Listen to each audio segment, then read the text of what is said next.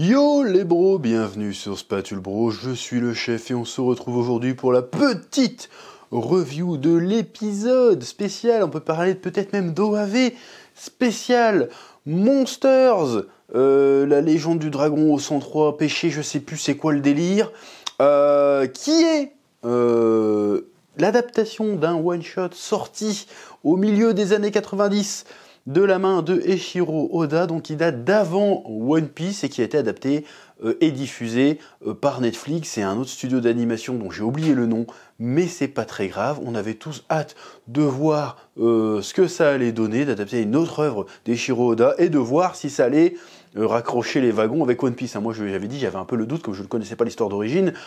J'avais un doute, est-ce que ça se passe dans l'univers de One Piece? Est-ce que c'est un espèce de préquel? Est-ce que c'est un espèce de spin-off?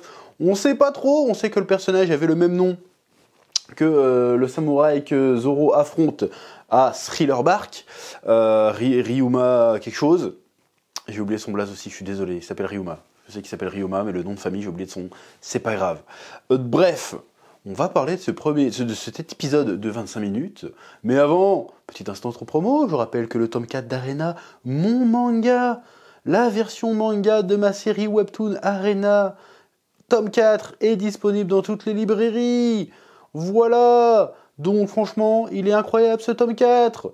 Franchement, faut le lire, faut kiffer. Et si jamais vous l'avez déjà lu, je serais ravi d'entendre vos retours, soit dans les commentaires de cette vidéo, ou sur Instagram, ou peu importe. Mais n'hésitez pas, si vous avez kiffé, à mettre des étoiles sur tous les sites où c'est recensé, à mettre des commentaires positifs, ou négatifs, si vous n'avez pas kiffé aussi, c'est pas grave, mais faites des retours. Moi j'aime bien avoir des retours. C'est ça un peu la frustration de la librairie, c'est que t'as pas les retours directs. Bon, t'as les ventes, et t'as un peu d'oseille, évidemment, mais t'as pas les retours, t'as pas les avis directs.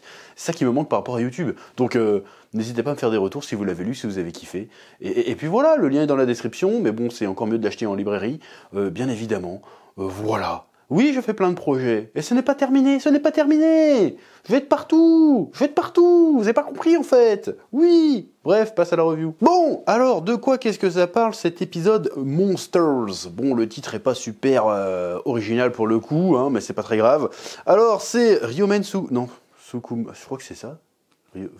Ryuma. Bon, Ryuma, il arrive dans une ville, donc je crois que la ville elle est pas nommée, c'est un espèce de samouraï errant qui se balade, il arrive dans la ville, il est en train de crever la dalle, et il y a la tenancière d'une auberge, ou en tout cas une serveuse d'une auberge, qui le prend en pitié et qui lui offre à bouffer, et là il croise Shirano, bon, qui est une version japonisée de Cyrano, de Bergerac, hein, dans le style, voilà, le gars il a un grand pif, il a un grand chapeau à plumes, il a une épée, bon, on avait compris la ref.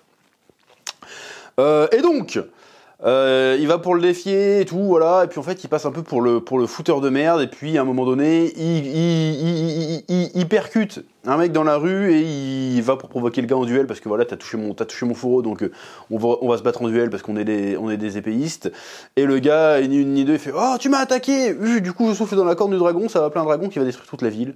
Voilà. Résumé éclaté. Mais j'imagine, de toute façon, si tu as vu la vidéo, tu sais déjà qu'est-ce qui s'est passé. Alors, qu'est-ce que j'ai pensé de cet épisode? Bon, en vrai, cet épisode était plutôt cool, en vrai. Bon, j'avais vu des petites critiques, des petites réserves sur le fait que ça allait durer que 25 minutes, genre un épisode d'animé classique, mais genre, oh, c'est un peu court, il y en a qui s'attendaient à un film ou vraiment un truc de 45 minutes. Franchement, vu ce qu'il y avait à raconter, je trouve que le format est très très bien. Un petit épisode comme ça, bonus, qui fait plaisir, qui est plutôt bien réalisé, même si niveau animation, alors il y a une direction artistique un peu différente de ce qu'on a l'habitude de voir avec One Piece, mais il n'y a pas de trucs folichons non plus. Voilà, on s'attendait tous, oh là, Netflix, ils mettent des sous dans One Piece, peut-être qu'on va avoir une animation de malade mental et tout, une réalisation de fou. Alors c'est très bien réalisé, mais il n'y a pas eu de moment sakougasque de fou malade. Voilà, c'était un très bon épisode, mais pas de quoi, y a pas de séquence où tu te fais waouh la dinguerie. Même le combat avec le dragon à la fin, tu te dis ah ça partait bien pourtant, hein, quand il arrive à la fin avec le dragon, il est en train de courir vers le dragon, qui fait des cabrioles, qui évite les flammes et tout. Tu t'attendais à une dinguerie, en fait non, c'est hop coupe c'est fini. Tu fais oh c'est tout. C'est dommage. En fait, le truc est très bien, mais il y a un petit goût de trop peu. Bon, en même temps, ça adapte à un one shot, hein. D'une 30aine de pages très certainement, mais tu te dis quand même, ah, dommage, Ah, ils auraient pu en mettre un petit peu plus... Ils auraient pu mettre un petit peu plus, tu sais, mais rien du tout, tu mettais juste 30 secondes de baston en plus, je pense qu'on était bien, tu vois, et là, ça s'est coupé un peu vite. En fait, ce qui est dommage, c'est que le héros, il roule un peu sur tout le monde assez rapidement. Bon, après, j'imagine que ça fait partie du délire, c'est pour montrer que le gars est badass, c'est pour qu'en fait, c'est partie de la révélation, mais... Il y a vraiment un petit goût de trop peu. J'aurais aimé qu'il y ait un peu plus d'épicness, qu'il y ait un peu plus de lutte, qu'il y ait un peu plus d'action, un peu plus d'épique. C'est dommage, oui. À part ça, l'histoire est évidemment simplissime, c'est un one-shot, faut pas s'attendre à un truc avec 36 000 retournements de situation, même s'il y en a évidemment, parce que c'est du Oda, et Oda, le gars il est balèze, hein, on va pas se mytho. Ce que j'ai trouvé intéressant, au-delà de ce que ça raconte, qui reste dans des thématiques qu'on voit déjà dans One Piece, hein, le côté code de l'honneur, c'est quoi être réellement bon, faut mieux être réellement bon ou être perçu comme bon, voilà, parce que c'est un peu ça Luffy il en a rien à péter d'être perçu, il veut être même ça, c'est ça ce qu'il recherche, il veut être perçu comme un pirate, peut-être pas sanguinaire, mais il veut être craint en tant que pirate, genre il veut faire peur, il veut être un pirate, mais en même temps, ça c'est tout le contraire de ses actions. Ses actions, en réalité, il est bon. En fait, il sauve le monde, il sauve les gens, il améliore la vie des gens qui y croisent, donc c'est quelqu'un de bien, mais il veut avoir la réputation d'être un terrible pirate, tu vois. Bah là, c'est un peu le même délire avec Ryuma, c'est que le gars, bon, il passe pour un trou de balle devant tout le monde, mais il s'en fout, il fait non, mais je m'en bats les steaks. Et en opposition, t'as le Cyrano qui passe pour un héros, alors qu'en fait, qu'il est derrière des saloperies. Donc ça, j'aime bien déjà. Et surtout, dans certaines scènes, certains moments, tu dis, ah, ça vient avant One Piece, mais tu sens que ça a servi de prototype à pas mal de trucs qu'il y a eu dans One Piece plus tard. Déjà, la scène où il y a la meuf, la rouquine là, qui ressemble un peu à un ami, j'ai oublié comment elle s'appelle, je suis désolé. Où elle découvre, enfin, même, Ryuma, si tu veux, j'espère que je me foire pas dans le nom, sinon je me tape la honte, je viens de voir le truc il y a 10 minutes. Et Ryuma, si tu veux, il y en a qui disent ouais, c'est un prototype de Zoro, mais il a quand même des traits de Luffy un petit peu, notamment quand la meuf, elle dit vas-y, casse-toi, je vais aller voir Cyrano pour pas qu'il affronte le dragon, et tout d'un coup, il devient super sérieux, il sort son sabre, il fait te retourne surtout pas, vas-y, barre-toi de là, tu vois. Pour pas qu'elle se retourne et qu'elle voit que le Cyrano, en fait, c'était une ordure qui est en train déjà de piller la ville avec son pote. Ça, c'est un truc qu'aurait fait Luffy, tu vois, par exemple. Par pure bonté, genre il va passer pour un bâtard, mais c'est pas grave, te retourne pas, vas-y, casse-toi, je suis un fils de pute si tu veux, mais casse-toi, vas-y, j'ai pas envie que tu aies le cœur brisé, ce que tu viens de voir, vas-y, bouge. Et juste après, t'as la scène où bah, du coup elle se rend compte de ça, et elle fait genre non, c'est bon, vas-y, c'est pas tes histoires, de toute façon, vas-y, quitte la ville. Et elle s'enferme dans son bar, et elle se met à chialer sa mère avec les flashbacks et tout, et là, forcément, tu revois la scène à Arlong Park. C'est la scène de Nami. C'est clairement la scène de Nami. Alors, il n'y a pas le côté, vas-y, je me poignarde le bras, mais c'est la même scène. Genre, elle faisait genre, elle était forte et tout, et puis quand elle est toute seule, elle se met à chialer comme une merde. Bon, il n'y a pas le côté, vas-y, Luffy aide-moi, mais on y est presque. Il n'y a pas besoin, en fait, parce que Ryuma, il est derrière la porte, il l'entend chialer. Pas un mot, rien, il part. Tu fais, oh là, oula, oula, tu dis que ça va chier direct. J'ai fait, mais oui, mais c'est là qu'il a sorti ça. Enfin, il avait déjà cette envie-là de faire des scènes comme ça, et il l'a refait plus tard dans One Piece. Il a repris des trucs, et il les a remis dans One Piece en les améliorant, en les étoffant.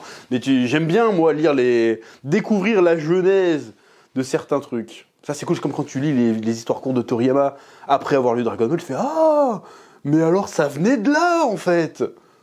Et ça devient génial, tu vois que le gars, il trimballe des idées qu'il habite depuis des années, et puis il a eu l'occasion de le ressortir vraiment de recycler un petit peu cette idée dans un truc qui a cartonné, où il avait carte blanche entre guillemets. Tu vois, les idées, d'où viennent les idées, et comment elles ont fini par mûrir, par maturer. Et ça, j'aime bien ce délire-là.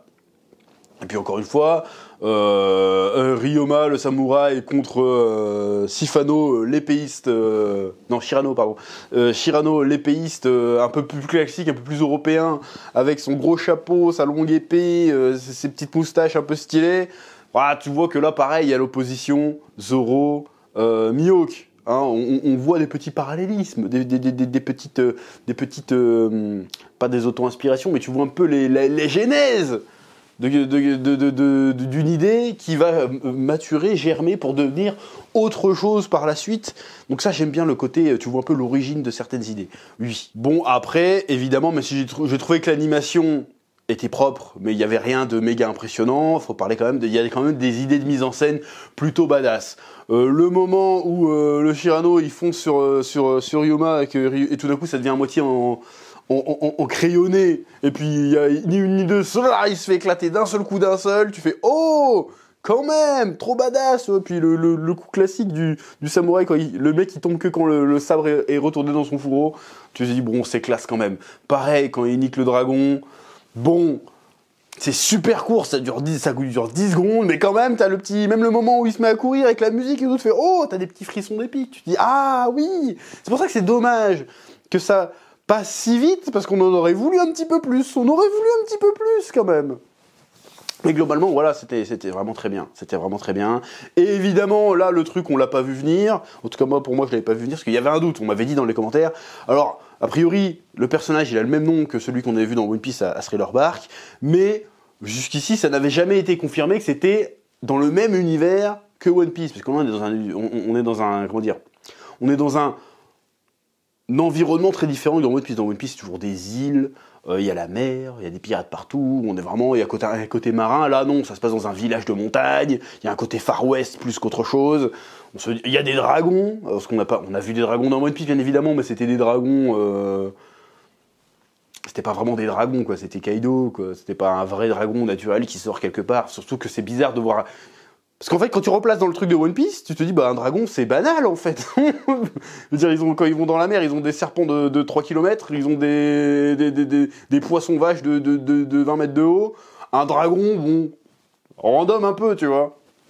Mais là, non. Donc là, il y a un dragon, bref. Et du coup, il y avait le doute. Est-ce que ça se passe vraiment dans l'univers de One Piece ou pas? Et cette adaptation lève le doute à la fin. Tu t'y attends pas. Tu vois Ryuma qui se barre et t'apprends que c'est lui King, en fait, parce qu'il savait pas qu'on le... C'est un peu comme... comment il s'appelle dans Camelot, Provençal le Gaulois. En fait, c'est Perceval le Gallois, mais comme le gars, il sait pas qu'on l'appelle comme ça, bah, ils savent pas qui c'est, quoi. Bref. Là, c'est un peu pareil, sauf que c'était lui, l'épéiste numéro 1 au monde, a priori. Et hop, ça coupe, et puis tu te retrouves à Thriller Bark, et puis tu vois Zombie Ryuma qui balance son sabre à Zoro, et tu fais oh! Donc c'est canon en fait.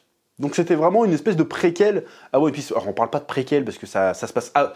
Pour faire une préquel, ça suffit pas, ou un préquel, ça suffit pas juste qu'une histoire se passe avant. Faut que l'histoire ait un lien vraiment direct, soit nécessaire à la compréhension du bordel. Là on est plus sur un spin-off, selon moi pour le coup. Et c'est un petit clin d'œil sympa, un moyen de boucler la boucle que j'ai trouvé cool, un petit clin d'œil sympathique. Voilà, on voit avec cette fin, donc on a une histoire sur ce personnage de Ryuma. Alors, ça nous explique pas comment il a atterri à Thriller Bark. Bon, a priori, c'est l'autre qui se met à chercher les cadavres de grands soldats pour créer son armée de ouf, là. Mais bon, ça serait intéressant de voir comment il a fini et tout, surtout que Oda a confirmé que c'était vraiment un ancêtre de Zoro, du coup. Donc, c'était plutôt cool. Donc, franchement, cette première... entre guillemets, collaboration animée entre l'univers de Oda, de One Piece et de Netflix, est plutôt concluante. Moi j'ai envie de dire, les gars, vous arrêtez pas là. Faites-nous l'histoire de Ace, faites-nous tous les autres spin-offs qui traînent un petit peu aux alentours. Moi, des spin-offs sur l'univers de One Piece, je suis partant. Alors il y a plein de sagas où je suis pas méga chaud, parce que ça s'y prête pas forcément, mais l'univers de One Piece, ça c'est un truc que j'ai toujours dit, l'univers de One Piece, la mythologie de One Piece, est trop riche pour être cantonné à un seul manga. Ça serait trop dommage de pas creuser un peu plus cet univers-là. Je pense qu'ils vont y venir à un moment ou un autre. Ils commencent déjà avec cette adaptation-là, mais pourquoi pas faire des trucs originaux directement en animation aussi. Bah là, je parlais de l'histoire de Ace, mais en adaptation adaptée en animé, ça pourrait être très très sympa. Tu me fais un petit OAV de 40 minutes sur l'histoire de Ace, comment il a rencontré Barbe Blanche et tout. Moi, je suis preneur. Tu me prends le style de Boichi, en plus, comme pour faire dans le manga, ça pourrait être incroyable en vrai. Ça pourrait être incroyablement incroyable. Donc moi, pour l'instant, je suis plutôt confiant, et ça nous donne aussi une indication de ce que pourra donner le remake des premiers arcs de One Piece par Wit Studio. Si Wit Studio prennent la même direction que cet épisode que cet épisode-là, Monster, on va être très très bien. On va très très bien manger. Alors là, je suis content. Bon, mais bon, quitte à faire ça pour One Piece, bon, faites-le nous pour Dragon Ball, faites-le nous pour Dragon Ball. Moi, je vais vous dire un truc, et là, les fans de One Piece, ils vont me tomber dessus, même si je suis des vôtres aujourd'hui. J'ai la double nationalité, je suis mi-Dragon Ball, mi-One Piece. Je vais vous le dire la vérité. Tu me fais un remake de Dragon Ball depuis le début, avec un délire Wit Studio, avec un rythme normal, une animation qui déchire, mais tu mets Dragon Ball sur le doigt toi du monde de nouveau, là les gens vont voir c'est qui le vrai patron, je te le dis. Imagine Goku Freezer, même pas Goku Freezer, même pas Goku Freezer. Goku Tao Pai Pai, animation Wit Studio. Mais on n'est pas prêt, ce serait incroyable. Donc moi je suis d'accord, Netflix, mettez des ronds, dans One Piece c'est bien, mettez des ronds dans Dragon Ball, s'il vous plaît One Piece. Netflix, je vous pardonne tout. Je vous pardonne tout ce que vous avez fait jusqu'à présent si vous nous faites ça. Bon déjà j'ai pardonné une grosse partie, hein, mais là je vous pardonne tout. Vous faites-nous un truc comme ça aussi s'il vous plaît pour Dragon Ball, ça mérite, merde. Même Saint Seiya, faites ça avec Saint Seiya. Bon, Saint Seiya, il y en a eu beaucoup, mais faites ça avec Saint Seiya, faites ça avec Yu Yu Hakusho, faites-nous kiffer. Bref, donc Monster c'était très bien. C'est à peu près tout ce que j'ai à dire. Je vous laisse le soin de me dire en commentaire ce que vous avez pensé de cet épisode, ce que vous avez pensé de cette review, de mettre un petit pouce bleu, et puis je vous dis à très vite sur Spatule Bro pour de nouvelles vidéos. Oui.